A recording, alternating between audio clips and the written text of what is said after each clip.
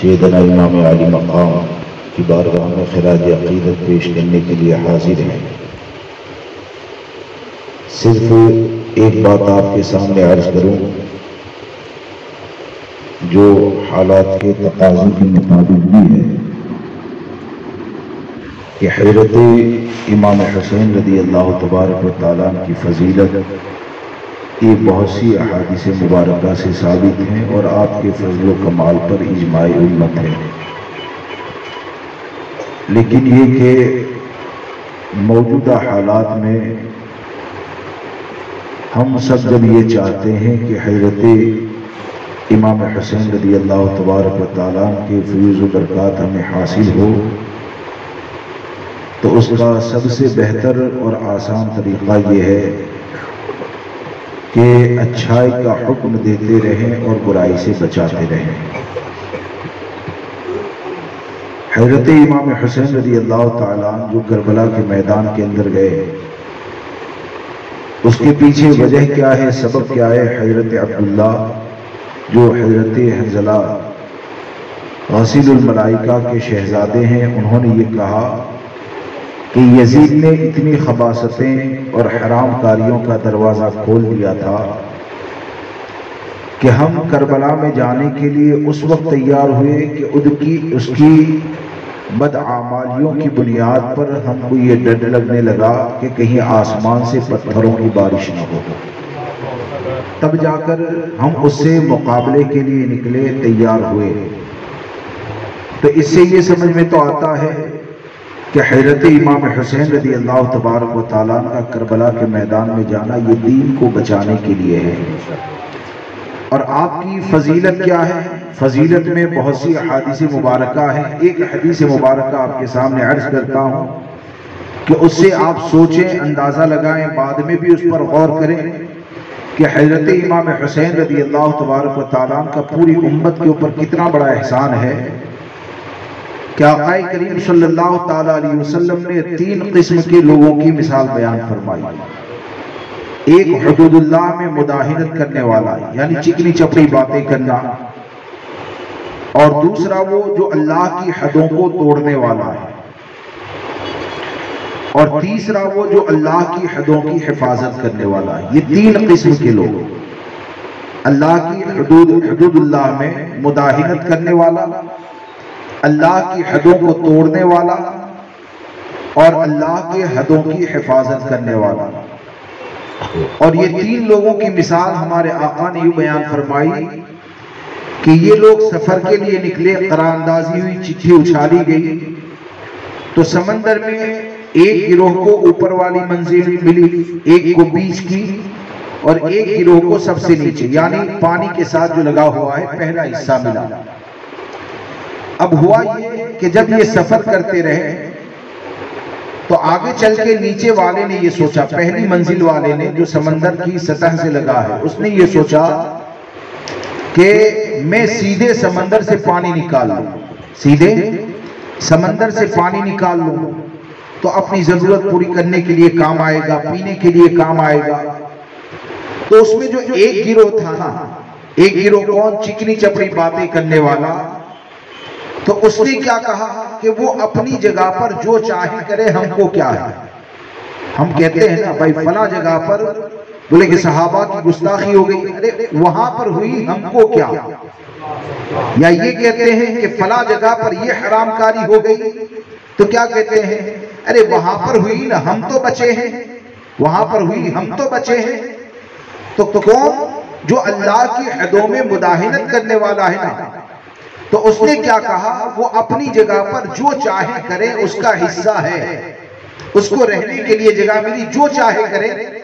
لیکن جو اللہ کی حدوں کی حفاظت کرنے والا ہے اس نے اس کے ہاتھ کو پکڑ لیا، ہم یہ نہیں کرنے دیں گے۔ تو ہمارے آقا نے کیا ارشاد فرمایا کہ جس نے اس کو تختہ توڑنے سے روک دیا نا، تو وہ توڑنے والا بھی ہلاکت سے بچا اور روکنے والا بھی ہلاکت سے بچا۔ اور اگر توڑنے سے نہ روکا تو ہمارے آقا فرماتے ہیں وہ توڑنے والا وہ خود بھی ڈوبے گا اور دوسرے بھی ہلاک ہو جائیں گے۔ یعنی اس حدیث پاک سے ہم کو یہ بتایا گیا کہ اگر یہ ماحول یا یہ سوچ بن گئی ہے کہ برائیاں ہوتی ہیں ہم کیوں مقابلہ کریں،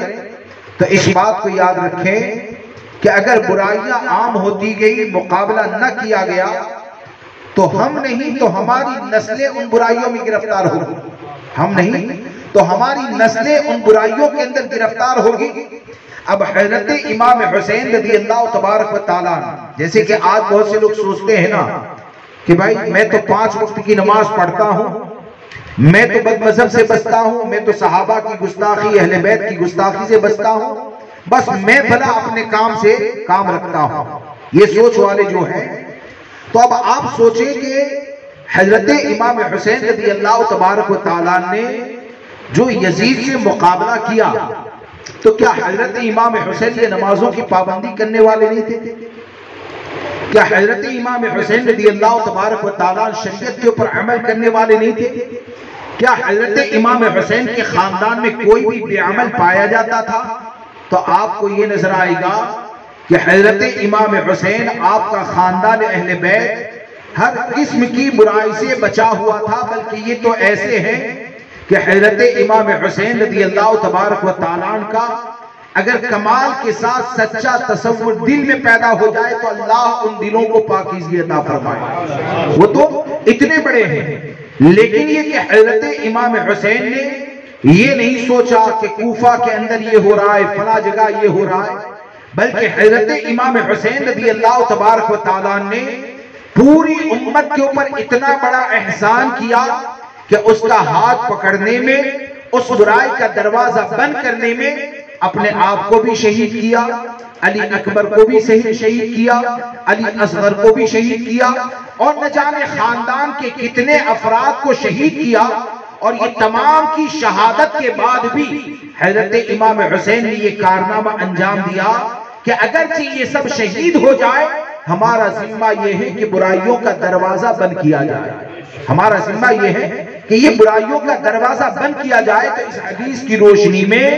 امام حسین گویا کہ پوری امت کی طرف سے اللہ کی حدوں کی حفاظت کرنے والے ایسے ہیں کہ جہاں پر لاکھوں لوگ گناہ کے اندر مبتلا تھے یا لاکھوں لوگوں کو گناہ کی طرف بلایا جا رہا تھا، وہاں پر تنے تنہا حسین کی ذات تھی کہ یہ تمام مخالفوں کا مقابلہ کیا اور شریعت مطہرہ کے حکم کو واضح فرمایا۔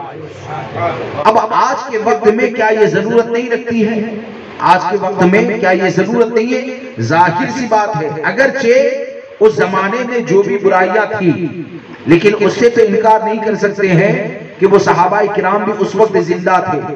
اور صحابہ کرام کے دور کو بھی ہمارے آقا نے خیر القرون فرمایا ہے، یعنی بہترین زمانہ۔ اب آج کے وقت میں اور آج کے ماحول میں اگر آپ دیکھیں گے تو برائی ایک نہیں ہے، خرابی ایک نہیں ہے، بلکہ معاملہ یہ ہے کہ کہیں پر اہل بیت کی شان میں گستاخی ہوتی ہے،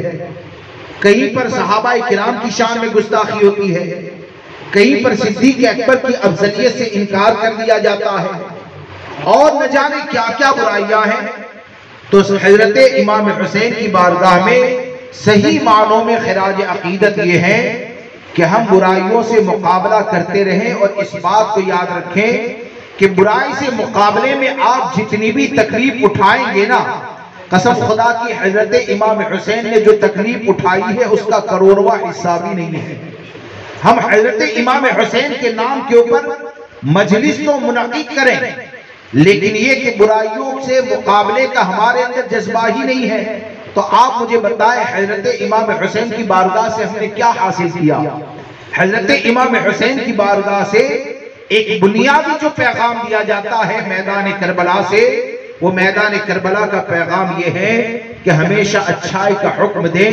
اور برائی سے لوگوں کو روکنے کی کوشش کرتے رہیں، اور جتنی زیادہ آپ برائیوں سے مقابلہ کرنے میں تکلیف کو برداشت کریں گے، یقین جانے اتنا ہی زیادہ امام حسین کا قرب حاصل ہو جائے گا۔ اور اگر اللہ توفیق دے اور اپنے آپ کو قربان کر دیا تو یقین جانے یہ جان ضائع ہونے والی نہیں ہے، بلکہ انشاءاللہ دنیا اور آخرت میں حضرت امام حسین کا قرب اللہ تبارک و تعالیٰ عطا فرمائے گا۔ اور آپ کا قرب مل جائے تو نجات کا مل جانا بھی یقینی ہے۔ لہٰذا اس بات کو یاد رکھ کے چلیں کہ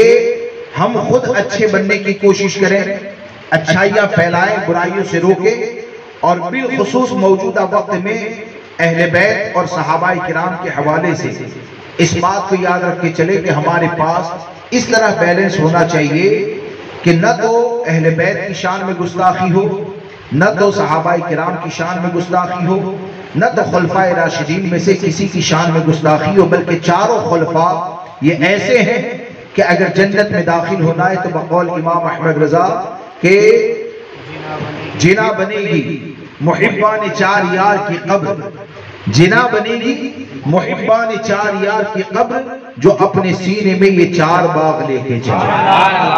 اور صحابہ کرام رضوان اللہ تعالیٰ علیہ مجمعین کا، بلکہ میں یہ کہتا ہوں جو صدیق اکبر کی افضلیت سے انکار کرتا ہے نا، تو حقیقت تو یہ ہے کہ انہوں نے اہل بیت کو سمجھا ہی نہیں ہے۔ اگر اہل بیت سے محبت کرنے والا ہوتا، اگر اہل بیت کو سمجھنے والا ہوتا تو حضرت امام حسین رضی اللہ تبارک و تعالیٰ کے شہزادے حضرت امام زین العابدین رضی اللہ تبارک و تعالیٰ سے کسی نے سوال کیا تھا کہ حضرت ذرا یہ بتائیے کہ پوری جماعت صحابہ میں سب سے زیادہ فضیلت والا کون ہے؟ تو امام زین العابدین نے ارشاد فرمایا کہ بعد وصال جن کو ہمارے نبی نے اپنے پہلو میں جگہ عطا فرمائی وہ سب سے افضل ہے۔ یہ امام زین العابدین نے فرمایا۔ حضرت علی نے یہ فرمایا کہ کوئی اگر صدیق اکبر پر مجھے فضیلت دیتا ہے تو ایک تہمت رکھنے والے کی سزا یعنی 80 کوڑے اس کو مارے جائیں گے۔ تو آپ کا یہ حکم بیان کر دینا یہ اس بات کی دلیل ہے کہ اہل سنت و جماعت کا جو عقیدہ ہے کہ صدیق اکبر یہ سب سے زیادہ افضل ہے، تو یہ صرف ہمارا عقیدہ نہیں ہے بلکہ اہل بیت کا بھی عقیدہ یہی پایا جاتا ہے۔ اور جو اس عقیدے سے ہٹے گا وہ اہل بیت سے محبت کا دعویٰ کرتا رہے گا لیکن وہ اپنے دعوے کے اندر سچا نہیں ہو سکتا۔ اور آخری بات یہ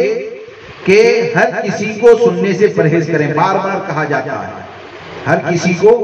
سننے سے پرہیز کریں، خاص کر کے رابطیت زدہ جو لوگ ہوتے ہیں نا ان کو سننے سے پرہیز کریں۔ اور ایک بات کو یاد رکھ کے چلیں کہ اگر آپ نے صحابہ کرام کی گستاخی کو سن لیا، بلکہ اب تو کتابیں بھی ایسی آ گئی کہ سنی مکتبوں میں بکتی ہے، کوئی سائل چشتی کر کے ہے، کوئی شہید ابن شہید ہے، اور نہ جانے کیا کیا کتابیں۔ اب ان کو پتہ ہی نہیں کہ کتاب کے اندر صحابہ کرام کی گستاخیاں کیسی ہو رہی ہیں، اہل بیت کی فضیلت بیان کرتے ہوئے صحابہ کرام کی گستاخیاں کیسی ہو رہی ہے۔ اب بہت سے لوگ کم پڑھے لکھے اس کو پڑھتے بھی ہیں اور معاذ اللہ بیان بھی کر دیتے ہیں۔ تو اس لیے اس بات کو یاد رکھ کے چلیں کہ صحابہ کرام کی جماعت وہ مقدس جماعت۔ ایک حدیث آپ کے سامنے پیش کروں، اس کو امام اہل سنت نے تحریر فرمایا ہے کہ اعلیٰ حضرت سرکار فرماتے ہیں کہ آقا کریم صلی اللہ تعالیٰ علیہ وسلم نے ارشاد فرمایا، حدیث پاک کا خلاصہ، کہ اللہ تبارک و تعالیٰ نے جب لوگوں کے دلوں کے اوپر نظر کی تو سب سے زیادہ بہتر دل یہ آقا کریم صلی اللہ تعالیٰ علیہ وسلم کا پایا تو اللہ تبارک و تعالیٰ نے انہیں منتخب فرما لیا، یعنی تمام انبیاء کرام کا سردار بنایا۔ اور پھر لوگوں کے دلوں کے اوپر نظر فرمائی تو اللہ تبارک و تعالیٰ نے صحابہ کرام کے دل کو سب سے بہتر پایا اور اس کو آقا کریم صلی اللہ تعالیٰ علیہ وسلم کی صحبت کے لیے پسند فرما لیا۔ اب ہم کو اتنا ہی سوچنا ہے کہ وہ دل والے جن کا انتخاب رب تبارک و تعالیٰ کی بارگاہ سے ہو جائے تو یقین جانیں ان لوگوں کے حوالے سے اگر دل کے اندر برائی پیدا ہو گئی، خرابی پیدا ہو گئی تو یہ دونوں جہاں میں ہلاکت کا ذریعہ ہے۔ تو یہ آج جو ہر کسی کو سن لیتے ہیں، نیٹ کا وقت ہے، یعنی کئی تو ایک دم متسلط سننی ہوتے ہیں لیکن سوچتے ہیں کہ لاؤ یہ کیا بولا ہے، اور اس طرح گستاخیوں کو فارورڈ کیا جاتا ہے جیسے بہت بڑا اجر و ثواب کا کام کر رہا ہے۔ اگر رات میں 1 بجے سنیں اور آپ کے دل کے اندر کوئی بات بیٹھ گئی اور آپ نے یہ سوچا کہ صبح میں مولانا سے پوچھ لوں گا، اگر پوچھنے سے پہلے مر گئے تو کیا ہوگا؟ کون سا دل رب کی بارگاہ میں لے کر جاؤ گے؟ اس لیے ہم سب مل کر کوشش کریں، اللہ تبارک و تعالیٰ مجھے آپ کو سب کو اور ہماری قیامت تک آنے والی نسلوں کو حضرت امام حسین رضی اللہ تبارک و تعالیٰ کی سچی محبت عطا فرمائے۔